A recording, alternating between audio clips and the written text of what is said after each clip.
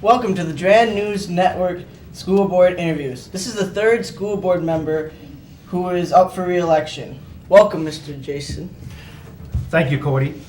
Well, first tell us about yourself. Well, as you know, and many people around here know, I'm a lifelong resident of the school district of Durand. I live just south of Durand, and I dairy farm along with my brothers and my dad.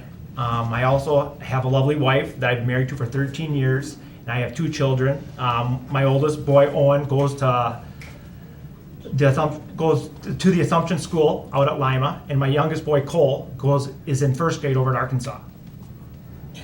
The latest figures indicate the Durand School District has a projected budget deficit of $614,000. What are your plans to deal with this deficit? Well, we as a board are tackling this in an array of different directions. Everything is on the table, but the three areas that we've been focusing on over the last 6 to 8 weeks or so has been the health insurance premiums. We're looking at different ways to try to lessen how much our premiums are going to cost. Our second way that we are looking into this is we're trying to renegotiate our transportation contract with Panther Bus Service. And if those two ways come in, we'll significantly reduce our deficit. A third way, there's another way that's on the drawing board right now, and it's just kind of come to be in the last couple of weeks. We're looking into another way right now, but I can't elaborate on that as of today. But everything is on the table, and we're going to do the best that we can as a board, and I know the administration is looking into it as well, to get to a balanced budget for the next school year. How will the governor's budget proposal impact the district? Well, to be honest, it's not doing us a whole lot of good. With declining enrollment in our school district and the no per pupil increase in cost for this, no increase in per pupil funding is really making our job as a board difficult. Over the last couple of years, the governor has really made smaller districts, and especially districts with declining enrollment, become lean and mean, and now it is really getting hard to find money that we can shed to try to make our budget balanced. We're going to get there, but between now and end of June, when we finally do get our funding numbers from the governor, it is going to be very difficult. And then once we do get those numbers, which won't be till the end of June, we're hoping that we can get to that balanced budget approach. Can you talk a little bit about the extended voucher plan and how it could impact us? Well, the extended voucher plan that is being proposed and expanded from out of the Milwaukee-Madison area is something that would be negative for our school district. What essentially that plan does is it is allocating $7,500 to a student. And if that is an in-district student, meaning that if a student from this district went to another school within this district, 38% of those funds would automatically follow that student to that school. Otherwise, if an in-district student decided to go out of district, that entire $7,500 would follow that student out of this district, and that money comes off our bottom line, meaning that is $7,500 local taxpayer dollars that are following that student out of district to be educated somewhere else.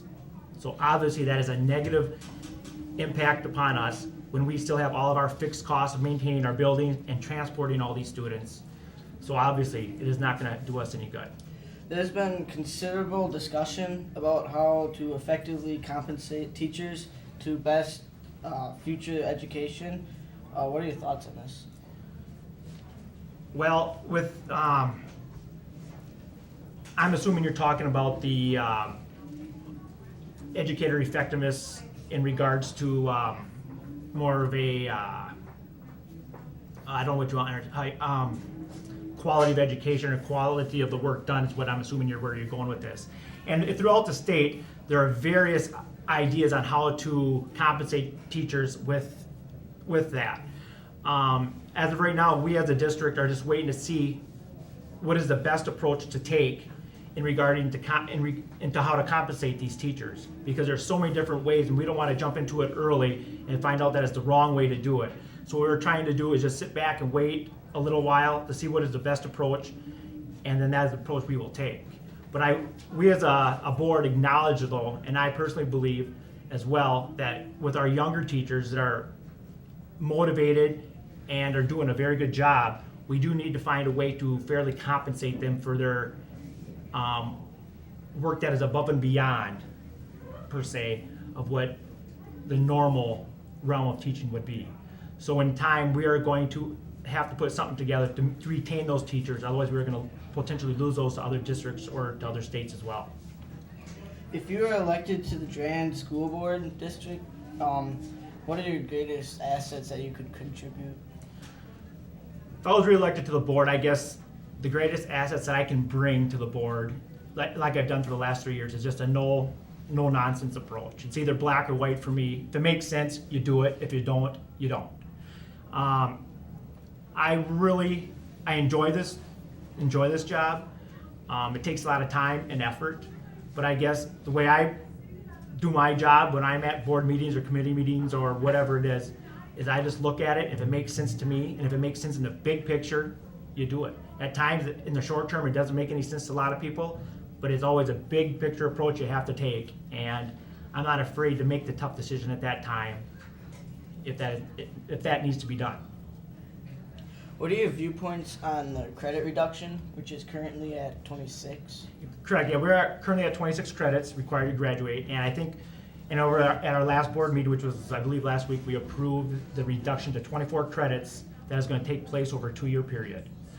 A lot of that has to do with the fact that with the enrichment courses that have to be taken by all students, and when that happens, a lot of the students are going to use that one course hour, which I think it's being looked at as being the last hour of the day, as a study hall. With the reduction in credits as well to 24, class offerings are not going to be lessened or taken away. We're going to do some changing, so if you have one class that will be offered one year, then the next year it may not be, but they'll be offered to students if they all can be taken over for a 4-year period if they would like them. A lot of it a student has to be involved at an earlier level of planning their education out while they're here at school. But I believe that if a person is a good student and wants to be a good student, they're going to take the classes that they need in order to be successful at the next level or whatever they need to be in the future. What do you see the Durand School District looking like in the next 10 years? In the next 10 years, I believe it'll be a successful school, a financially sound school. I want it to be here long term. I have my 2 boys here in the district. They will be going to school here. I have a vested interest in the district, so I definitely want this district to be successful in the future. Over the last 2 years, there's been a lot of bumps in the road, and I'm sure over the next couple of years, with everything that's being mandated to us by the state, there will be a couple more bumps in the road. The job is never easy, but we as a board, and I as myself, want this district to be successful, and it will be here long term. I know there's a lot of things that people say about this or that in regards to longevity of public education, but I believe that the school district Durand will be here long term, and we will be producing students that have an excellent education. Is there anything else you'd like to share with us today? I guess for myself personally, there's not a whole lot else I'd like to share. I think people know about me, know what I'm about, and what I stand for. Like I said earlier, I just take a no-nonsense approach to what I do, and if there's tough decisions that be made, I'm not afraid to make them. But we as a board, talking about our board now just for a minute, we have a very good board. We make good decisions. We have very good discussion in regards to making tough decisions, and in the future, I myself want to be part of the process and want to be part of being sure that the school district of Durand is here and will be successful, and will not be a burden on our local taxpayers in the future.